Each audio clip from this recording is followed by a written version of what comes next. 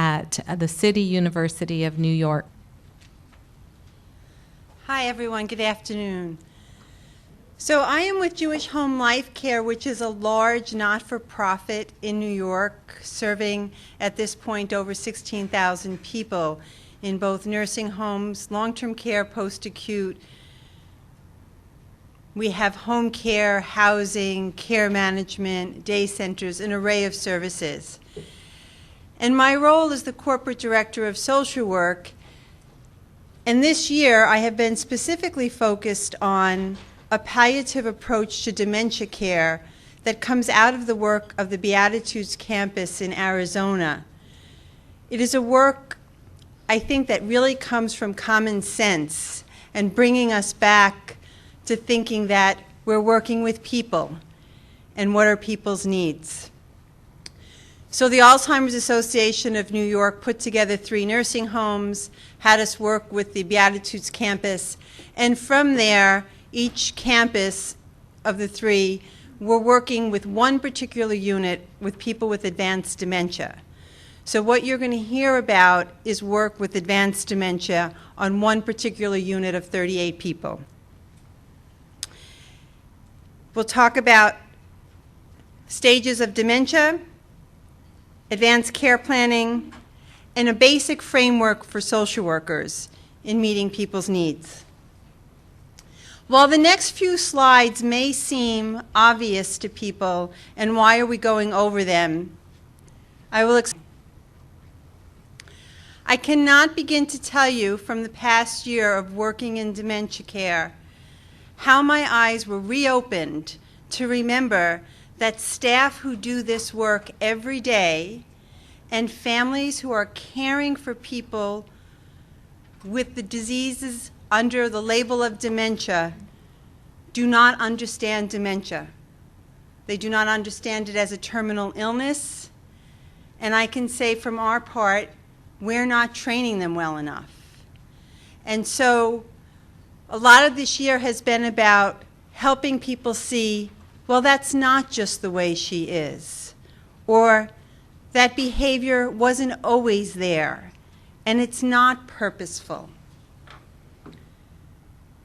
So we need to teach people that dementia is a progressive illness, although if you've seen one case of dementia, we can say you've only seen one case of dementia, because it manifests itself in different ways with different people. But there are characteristics and there are stages, and there can be some movement in these, but people need to understand it's a terminal illness. So in the beginning stages is when we get to first hear people say they're having some trouble with memory, with word finding.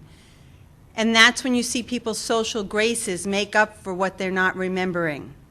It's a skill that people with dementia often use. And so it masks them for their family. It's finding words. Sometimes you see depression, and you begin to see the disorganization in household chores. Things that used to be very easy to do become complicated. At a more moderate stage, there's difficulty with both short and long-term memory, and a beginning forgetting one's own personal history. Now think about that from the sense of loss and what that means to the person and to the people that they love. People with dementia have a lot of trouble with language, but yet we as practitioners, what do we use when we work with people with dementia? Words. All the time. People can become easily upset and frustrated. There can be that blank look of the person with dementia. And they begin to need help with activities of daily living, functioning, dressing, grooming, bathing. And one of the key issues that means people often move into a nursing home is problems with bowel and bladder elimination. In the more advanced stages, language is pretty much gone in terms of meaningful conversation. Memory is severely impaired. People can become very withdrawn, hard to engage. and have difficulty interacting in their surroundings. Now, I don't know about you, but for me to move into a room with somebody I don't know when I'm in my 80s, or actually now in my 50s, would be pretty impossible. But imagine moving into that room with someone when you have advanced dementia and you don't know what's going on. These are the environments that people are living in. People forget how to chew or swallow food. And I really want to underline this one, because in the States we say certified nursing assistants. I imagine there's another word here. But we need to remind our CNAs that when people are pocketing the food, it's not because they're being difficult or giving someone a hard time. It's because they don't know how to swallow the food and they're losing ability. And I can tell you that a year into this work, and I will talk about the intensity of this work, I still hear staff saying, she just won't swallow it, she's pocketing it. She's as if this is purposeful behavior. And for a family member who visits every day, it takes interventions with him every day to remind him that no, I know his wife really loved orange slices, but she can no longer swallow them.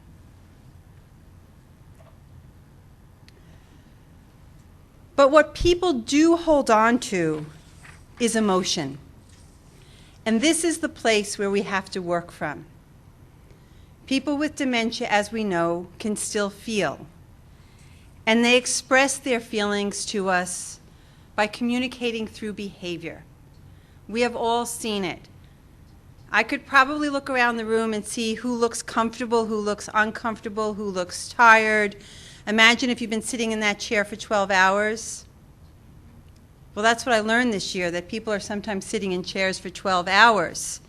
And then when they get agitated, we're blaming them, rather than looking at why they've been sitting in a chair for 12 hours. So we need to teach people to understand behavior is a way of communicating. We did it with young children, and I am not saying people with dementia are babies, but we know that babies communicate from behavior, and we respond to that behavior. Well, with persons with dementia in advanced stages, we need to learn to respond to the behavior. So what have we done this year? We've had team meetings in a whole different way. And these team meetings were not about the MDS. These team meetings were not necessarily about care plans. They're team meetings where we took every single person who works on the community, the nurse, the doctor, the social worker, the housekeeper, the CNAs, the food service workers, everybody.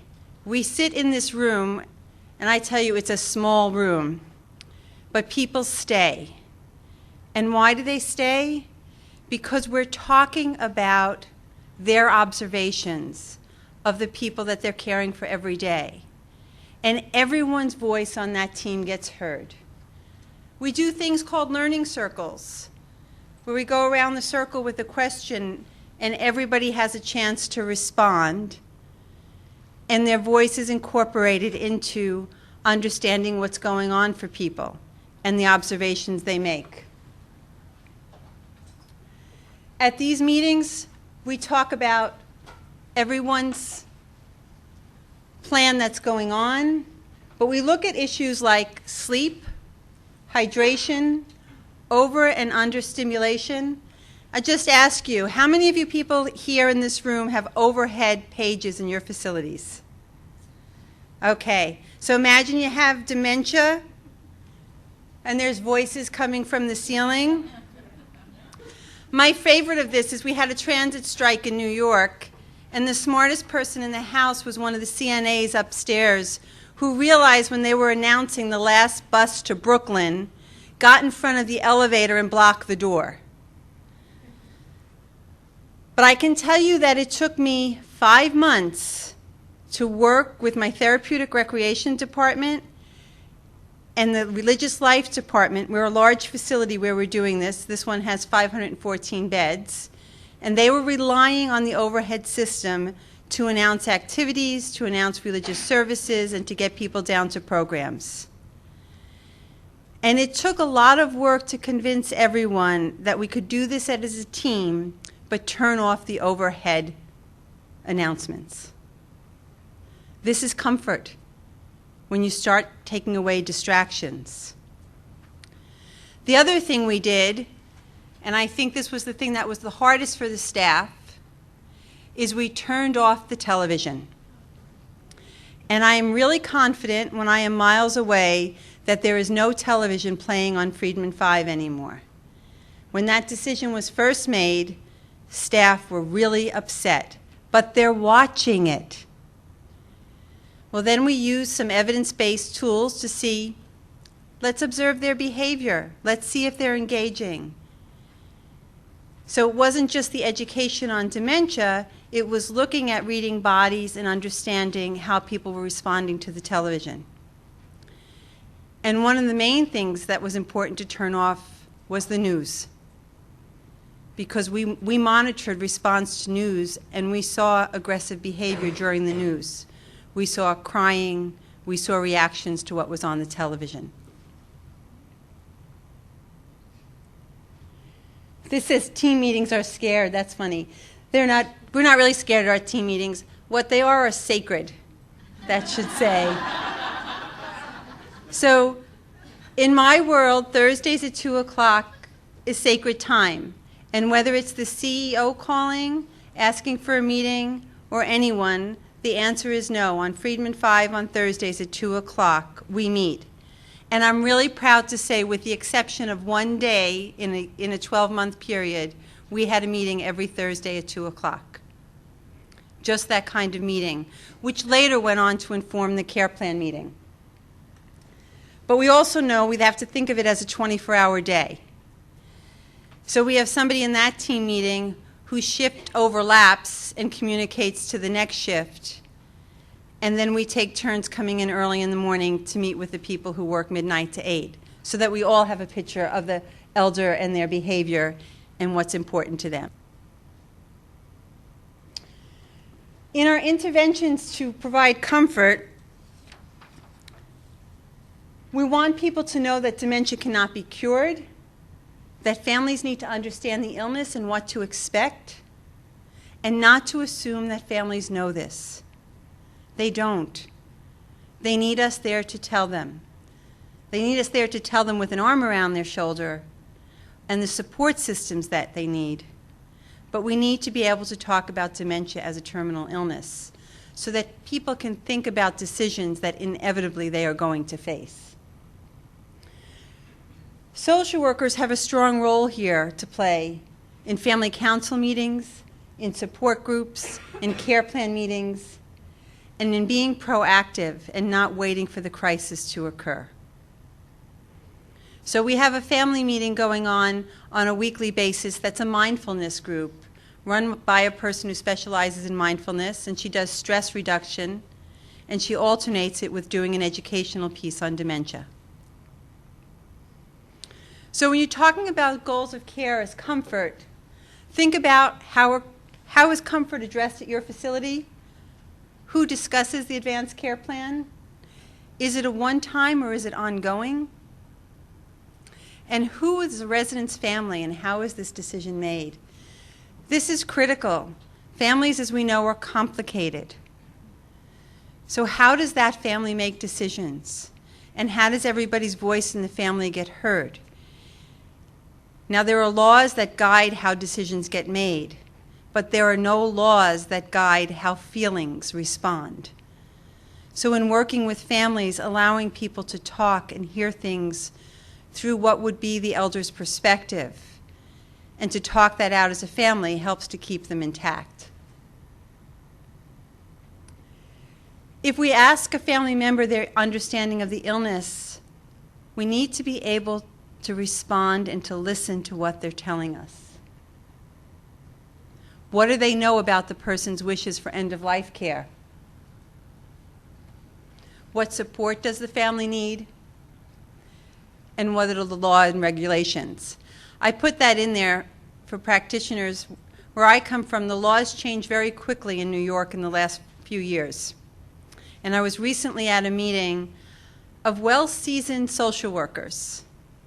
I'm really not happy to say this, but when I asked them about the laws that had changed in the last 3 years in New York, they didn't know them, many people in the room, but yet they were practicing, and they were in facilities.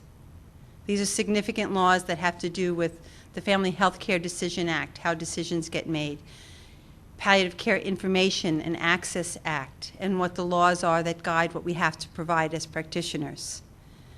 And so part of our role is to keep informed of what the laws are. And once we're informed of them, not to assume because they exist they're being followed or that they're understood. What we've learned is the importance of where the goals of care discussion takes place. It can't be sitting around a nursing station with lots of chaos going around in the background. This is too important of a decision, of a discussion to be having. Everyone has a place to sit. And anybody who is at that meeting should understand, again, and I'm going to say this over and over again, dementia in the course of the illness. Why? Because expressions like this, she's stable. Well, what does that mean? What does it mean to be stable when somebody has an advanced illness? What does it mean to say, oh, she had an IV and she perked up a little? I hear that all the time. So families get the impression, oh, she's getting better.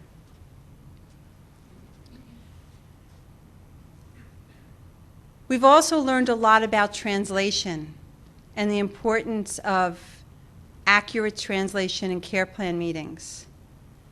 We had a CNA present, a nursing assistant present at the meeting.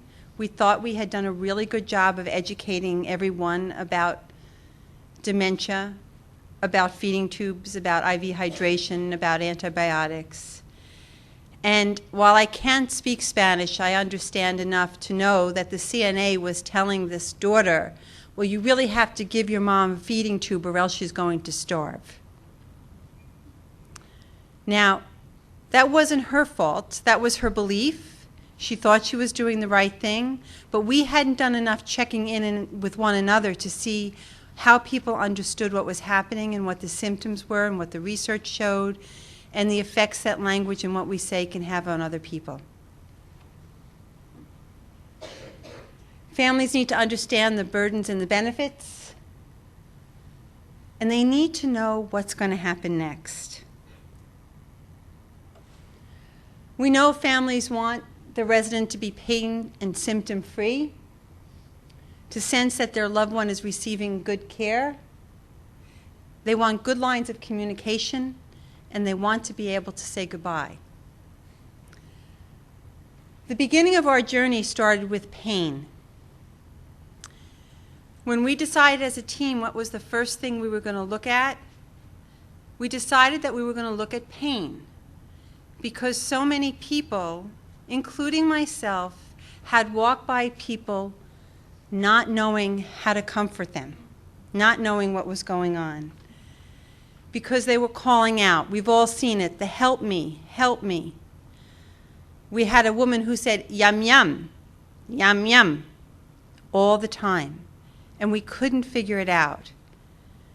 But when we started using the pain ad as a tool to look at vocalizations as a way of expressing pain, and looking at fidgeting as a way of expressing pain, we kept digging deeper and deeper and deeper to understand what people were telling us.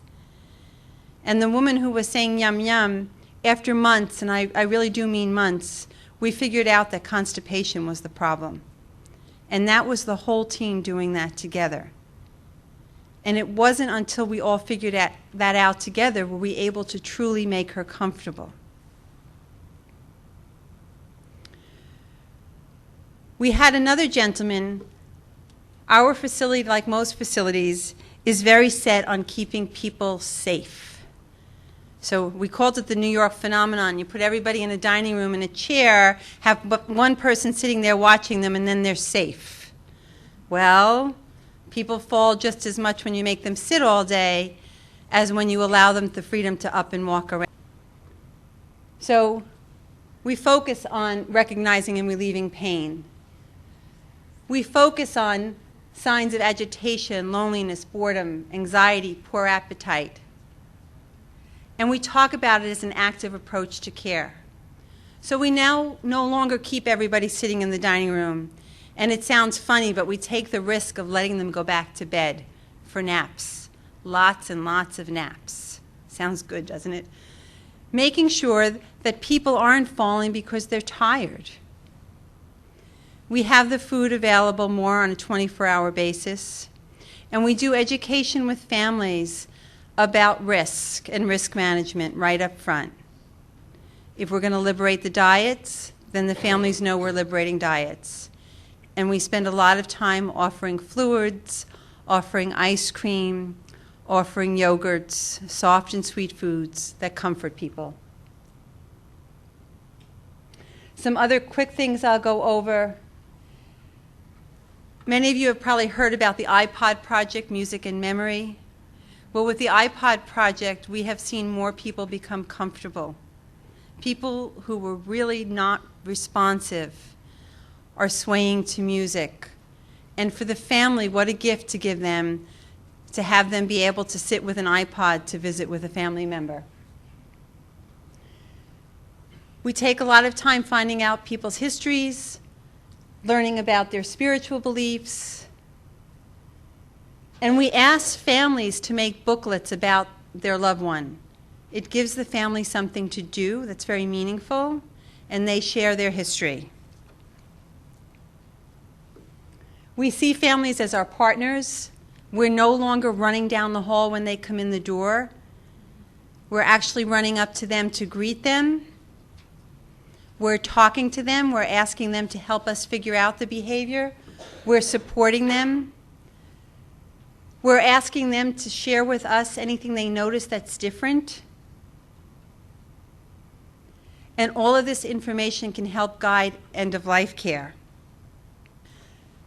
You'll see when you get the, I know these will be available to you. These are some of the tools that we use, different websites.